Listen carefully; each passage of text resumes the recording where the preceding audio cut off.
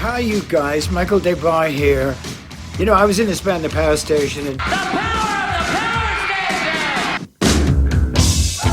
power station! And I wanted to tell you about this new podcast. Now, we all know that there's a tremendous amount of podcasts, but this guy, Joe K, he really knows what he's talking about. Get it on! Get it on! Welcome to listeners, the new listeners, to Joe K's new podcast.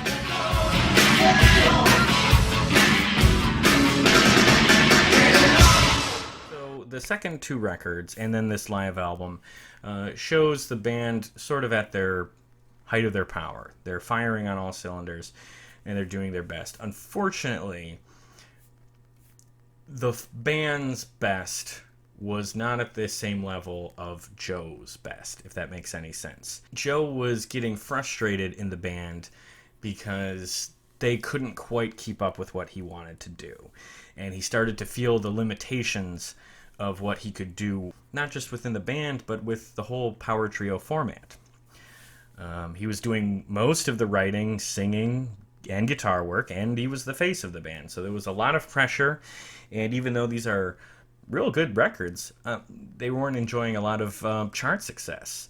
So it was a lot of work and a lot of pressure, but relatively little reward. And at the end of the day, Joe just had too much unfulfilled potential to stay put.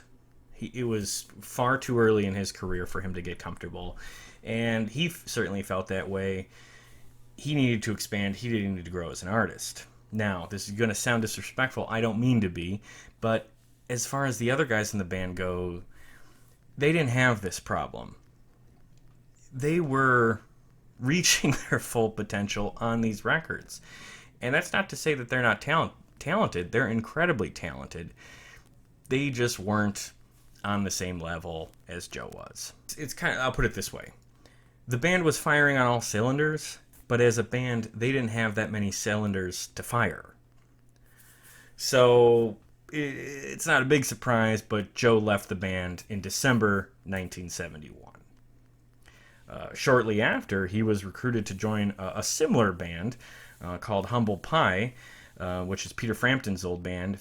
Frampton had just quit, so they invited Joe to join.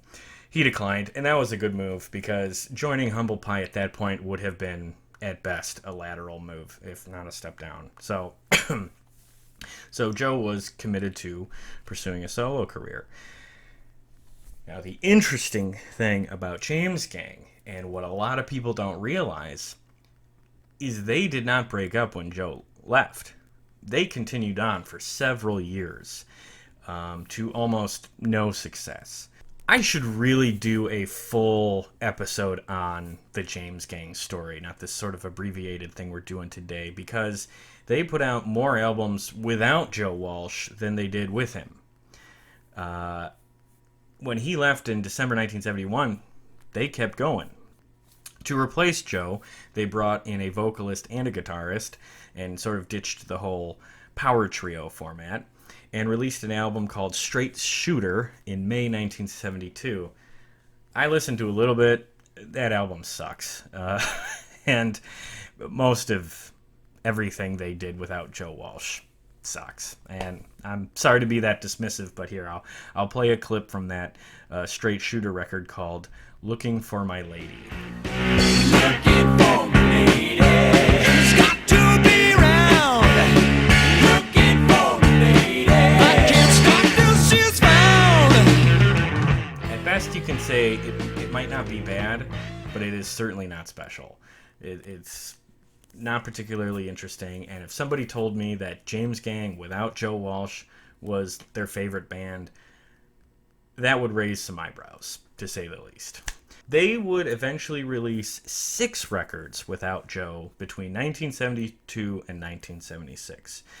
Through the whole time, besides Peters and Fox, the lineup was unstable. They couldn't get guys to stay. And there was all sorts of typical rock star problems in the 70s, drug use, pressure from the label, and I have to imagine fan disinterest and commercial failure. So I'm going to play a clip of their highest charting single, which hit number 54 on the Billboard Hot 100. This is called Must Be Love from 1973's Bang. My head is spinning, but I can't get enough. Got the feeling, must be love. So, genuine question. Can you honestly expect better music from an album literally called James Gangbang? I don't think so. It didn't take much longer. They officially disbanded in late 1977, and Joe eventually would return to them for a handful of times in the 90s and early 2000s. And I think I'm being pretty dismissive of their overall story. So at some point I'll revisit them. But to be perfectly clear, James Gang without Joe Walsh is not particularly good music. Or at least it's not particularly interesting music. Joe was key to that band. And it wouldn't just be them, though. He would be key to another band who we'll get to shortly. Taking my time, choosing my line, trying to decide who to do. Look like I stopped, I don't wanna get off. Got myself hung up on you. I've been through an awful lot, decades of playing rock and roll music, and Joe Kay is a wonderful addition to the fabulous world, spectacular world of rock and roll.